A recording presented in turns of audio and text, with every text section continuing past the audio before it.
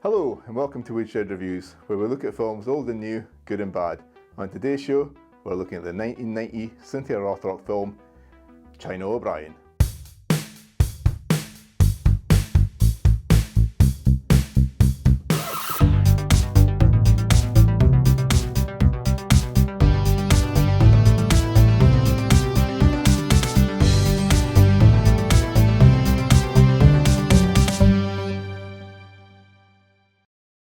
But not China O'Brien 2, No, because you didn't watch it. I think it's fair. I watched the first one, and that's enough.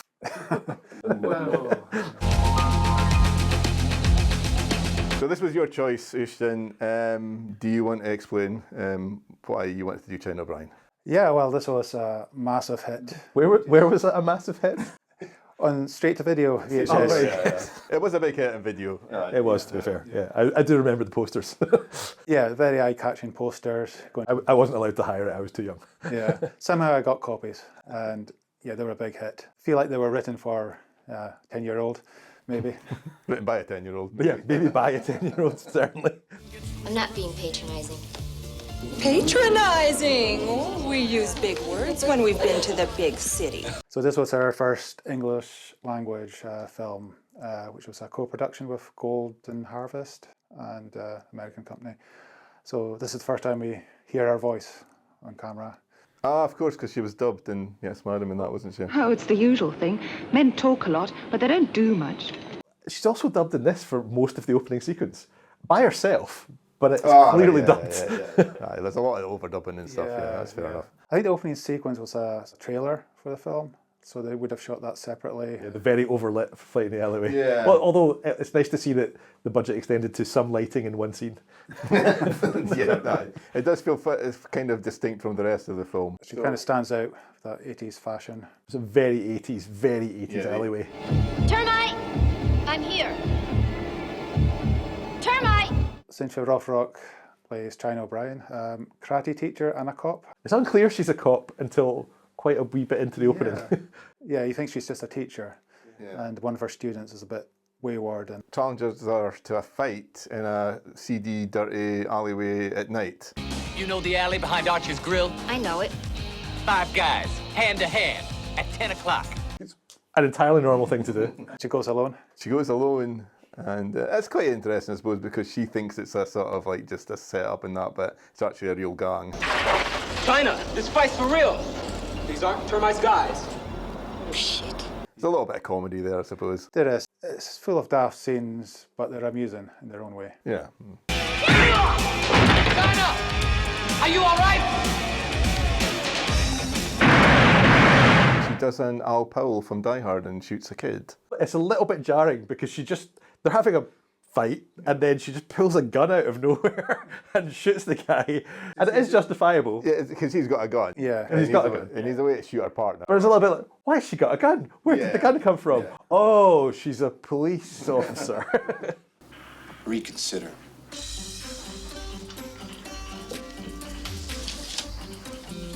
I can't. She resigns from her position, hands in her badge and her gun to go back to her hometown. She has a father there who's the sheriff of this sort of small American Midwestern kind of town. Yeah, it's not really doing so well for itself. It's been overrun by criminals. They keep telling us that. I don't know if it comes across particularly well. There's a bar, the Beavers Inn or something like that, that's, definitely you want to avoid. I'd like to meet those so-called witnesses. You'll meet them at the trial. But the rest of the town seems pretty nice. It's really unclear how big the town is because sometimes it feels like it's maybe got 10 people in it and other times there's thousands of them. Well, it's interesting, the parade, which is later on in the film, was a real parade, and they just filmed it and put up China O'Brien I was banners. going to ask if you checked that. It felt like they'd just put a wee van at the start of a real parade. Yeah, it's a very low budget film. They shot this back to back with China O'Brien 2 over 6 weeks, which is a bit as long as it took them to shoot the final battle scene in Yes Madam. It shows.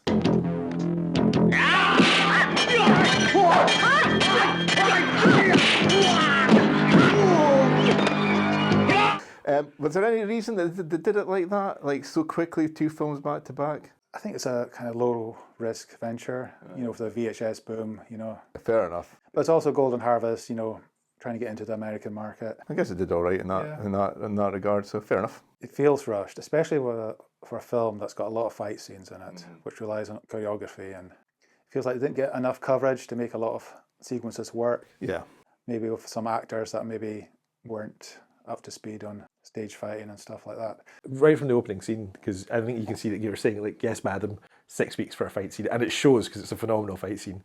But in this, like the opening fight, the switch from Cynthia Rothrock to the stunt person, because I don't know if it's a woman or a man, but it's a very bad wig. It looks like Nicola Sturgeon's hair.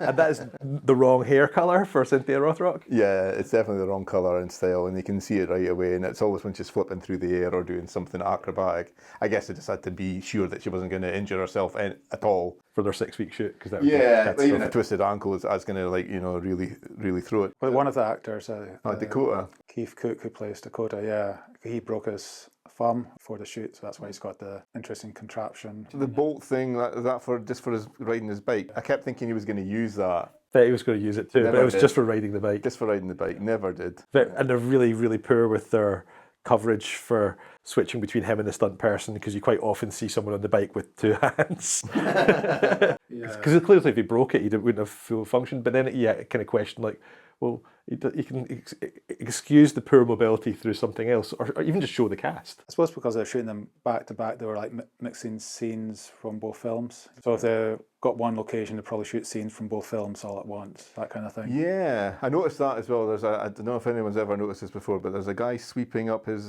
front doorstep in the first film, and then we cut to him in the second film at one point, and he's sweeping up his door. Yeah, Still sweeping.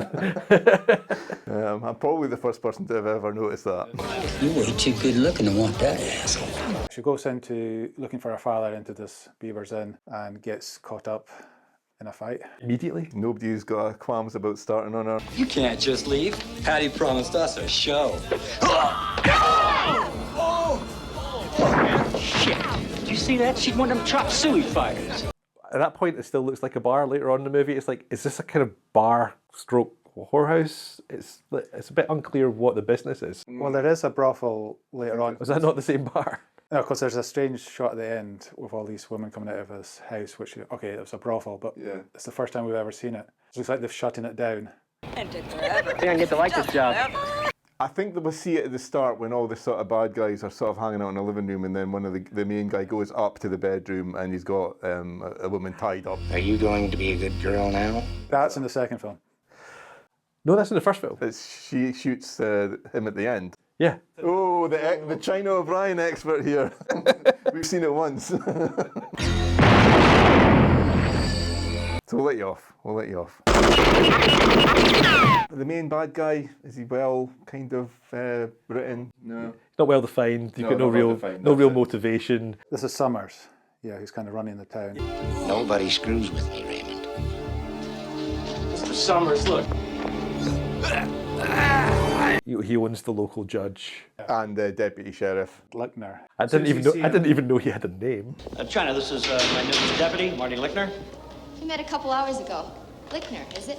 I was going to suggest that they're kind of caricatures, but then that would be crediting them with too much characterization. maybe. They're barely even archetypes. As soon as you see him, you say, correct cop. Yeah, he's all kind of grubby and sweaty looking and a bit kind of dishevelled. And immediately China O'Brien overhears him on the phone and clocks that he's up to no good. Yeah. Of course. Because she's a good cop. Yeah, unlike her father.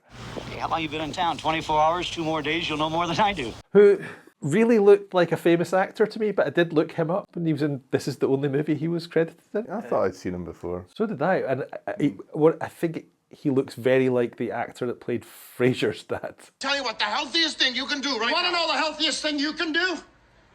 Shut my yap. Bingo! Ah, he does, yeah. I know it's not him, but It's not him. Honey, are you sure that you're through with law enforcement? I'll never touch a gun again. And then he dies. And then he dies. Well, you see, and then he dies. I think about 35 or 40 minutes into this 1.5 hour movie.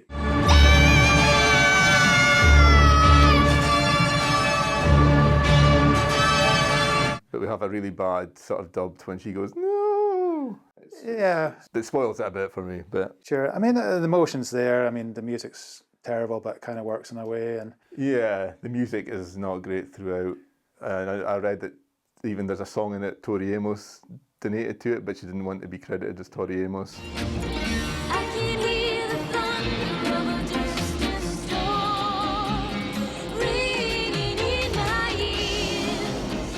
I think Tori Amos would have been very young at the She time. was young. It was before her first album, but she'd been in like her own bands and that beforehand. It doesn't sound very Tori Amos, but she didn't want to be credited in it. So I can see why. understandably, I'll take the paycheck bit.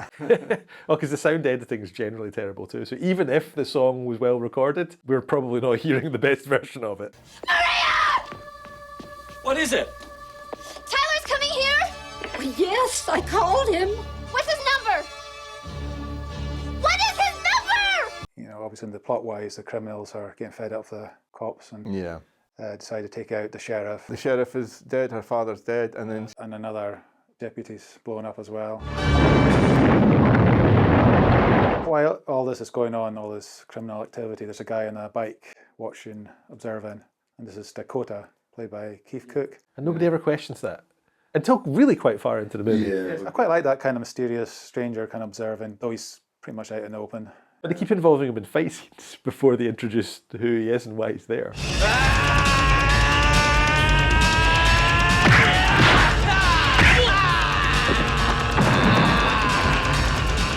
he was reminding me of Kung Fury. Like, I'm sure that the film Kung Fury stole some of his style. So, who are you? I'm a cop from the future. I was sent back in time to kill Hitler, but I accidentally went back too far in time. This guy was an amazing fighter. Yeah, he's really good, yeah. He kind of stole the show for me. That's true, and it's also a bit of a problem with it being Cynthia Rothrock. It should have been a Cynthia Rothrock film, and I think that his story coincides too much with hers because they've got they've lost their parents sort of thing. And I thought they were maybe going to go for he wants to get revenge, she wants to get justice, you know, but they never really fleshed that out, really. They don't set that up, and they also introduce Dakota's actual storyline far too late in the movie to make that work. Yeah. Did you see your mother again? She's dead. And Richard Norton as well, again, another really genuinely good martial artist.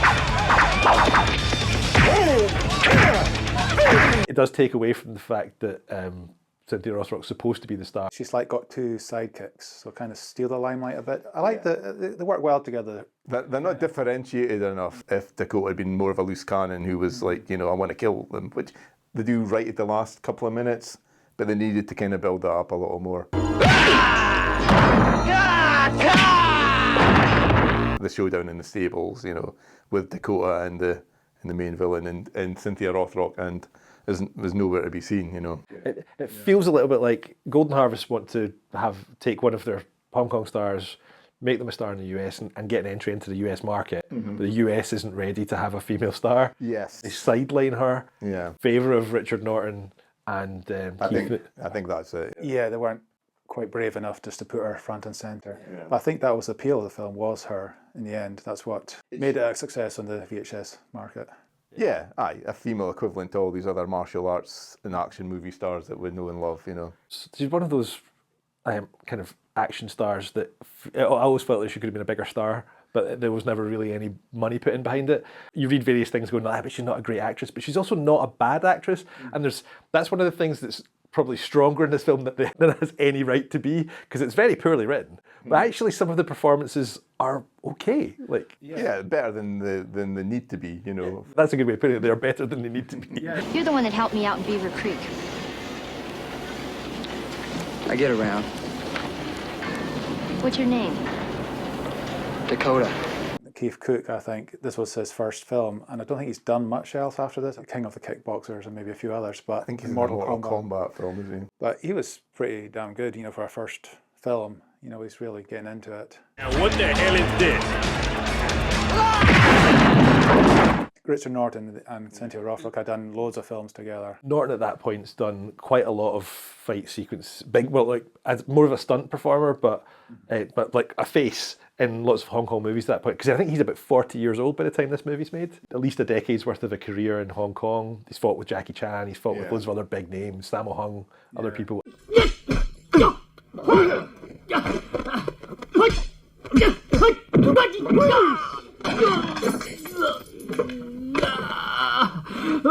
You gotta be hurting now. He's held himself with those people, as has Cynthia Rothrock. So to see them in this, where they're not really putting the time into the action choreography. I want good action sequences and all that, and this is where I suppose it's lacking, just because, not because these people can't do it, but because they had 10 minutes to film a scene and they did it once and then that was it, It feels like they spent maybe 2 weeks on the story and 1 week on action. They really should have switched that around. Yeah. Because for the action, all you need is a good excuse, and they do spend a lot of time kind of doing, it's not even character work, it's just kind of, here's another scene where people are going to talk about some stuff. Yeah, and then this happens, and then this happens.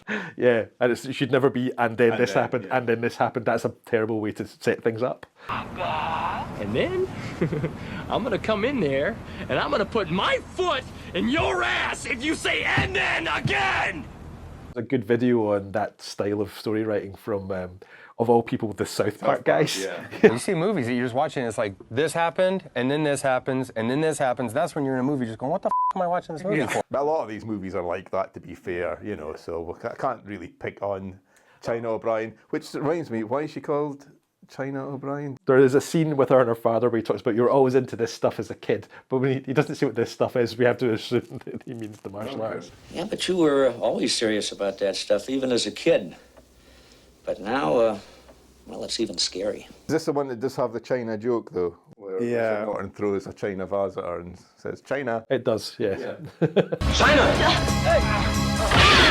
I mean, they may repeat it. It's such a good joke that they've done it again. But they should have. That should have been a running theme through all the films, and there should have been more, but never did. So that made me laugh, I'll give it that. There's a lot of problems with it, obviously, but there's a lot of entertainment, a lot of fun to be had with it. I think it's definitely a film you could enjoy with drinks and friends. Yeah, I think you need a couple of beers in it, and you need to be of our age, where you grew up with sort of films like this, and you maybe haven't seen it for a while.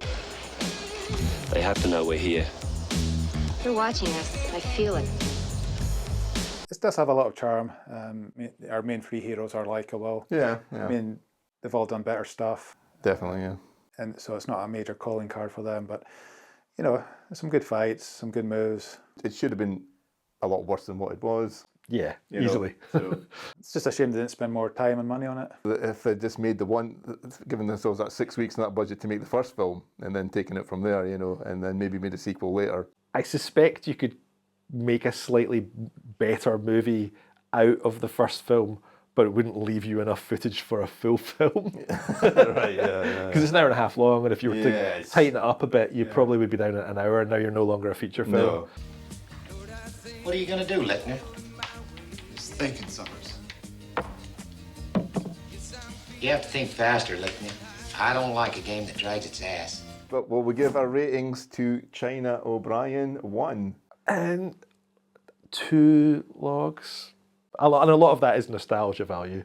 I think if you're a bit older, you could maybe go to 2.5. He's probably going to go a bit higher than that. I've got to balance it. I'm going to agree with you, Ish. I'm going to give it 2 for me. I wasn't a huge fan of it growing up. I remember seeing the first one a couple of times, and it was nice to kind of go back to it. Yeah. I'm going to give this one 3. I knew it. Yeah, I'd have to throw something at you if you said 4. You would have to, yeah. 3 is about as high as you can go with it. Yeah, it's maybe stretching it, but yeah, it's You've got the it's nostalgia factor, yeah. There's a lot of nostalgia. It does have Cynthia Rothrock. It does have, at the peak of her powers, a lot of the people in it are actually pretty competent. It's just it's badly written, badly edited, badly filmed, bad sound direction. Apart from that, it's good. Apart from that, it's quite entertaining. One more word and I'll hold you in contempt. Okay, so that's China O'Brien reviewed and rated. We're gonna do China O'Brien 2. Yeah. We'll hold you down to that. Sure. So we'll be back for that at some point. But that's all we've got for you today. We'll see you next time. See ya.